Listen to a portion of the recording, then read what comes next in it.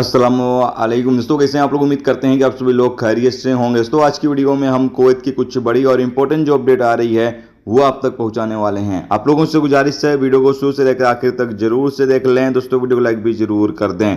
जो मेरे दोस्त जो मेरे भाई लाइक कर देते हैं तो हम दोस्तों का दिल से बहुत बहुत शुक्रिया। चलिए बढ़ते हैं अपडेट तरफ। पूरी का अपडेट आपको बताते हैं। सबसे पहली अपडेट यह है कि कुवैत के अंदर कफील सिस्टम समाप्त करने के हवाले से कहा जा रहा है कि जो डोमेस्टिक वर्कर हैं उनके लिए कफील सिस्टम समाप्त कर दिया जाए और जो स्पॉन्सर है उससे डोमेस्टिक वर्कर की जो जिम्मेदारियां हैं वो लेकर हुकूमत को दे दिया जाए, यानी हुकूमत से कॉन्टेक्ट में तमाम डोमेस्टिक वर्कर काम करें।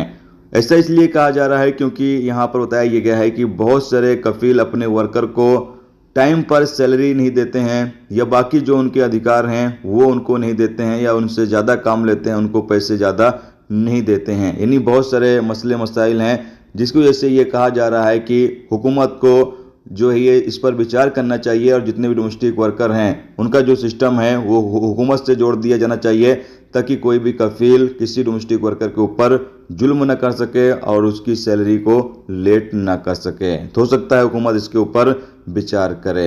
इसके अलावा अगली अपडेट यह है कि एक कुवैती नागरिक को गिरफ्तार किया गया जो एयरपोर्ट पर आते ही अधिकारियों से बदतमीजी से बात करता है, सही तरीके से बात नहीं करता है। यानी वो बाहर देश से कुवैत आया और कुवैत एयरपोर्ट पर मौजूद अधिकारियों से वो सही तरीके से बात नहीं करता है, काफ़ी ज़्यादा गुस्सा गर्मी से बात करता है। इस वजह से इस बंदे को गिरफ्तार कर लिया गया है। इसके अलावा अगली अपडेट यह है कि कुवैत में एक प्रवासी को गिरफ्तार किया गया है जिसने तकरीबन 3 लाख दिनार लोगों से लूटे हैं धोखाधड़ी करके।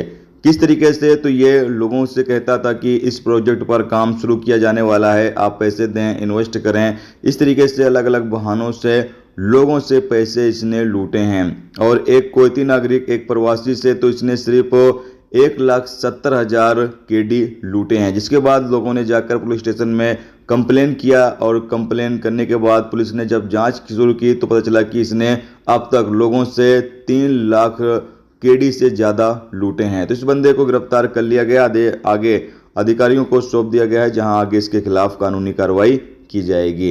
इसके अलावा अगली अपडेट यह है कि जैसा कि आप सामने स्क्रीन पर देख सकते हैं कि एक गाड़ी अपने कंट्रोल खो देता है, यानी एक ड्राइवर गाड़ी का कंट्रोल खो देता है, जिसके बाद गाड़ी सीधा मस्जिद के अंदर जाकर घुस। दोस्तों ये थी आज की कुवैत की कुछ जरूरी खबर, जरूरी जानकारी जो आप तक पहुंचा दी गई। उम्मीद करता हूं ये वीडियो ये जानकारी आपको अच्छी लगी हो। अच्छी लगी है तो प्लीज़ दोस्तों वीडियो लाइक करके जरूर जाएं और जो मेरे दोस्त चैनल पर नए हैं उनसे गुजारिश है प्लीज़ चैनल को भी सब्सक्राइब जरूर कर लें। वीडियो देखने से तो बहुत बहुत शुक्रिया। मिलते हैं स्टूडेंट टॉपिक के साथ, जब तक रखिए अपना ख्याल रखिए। खुदा।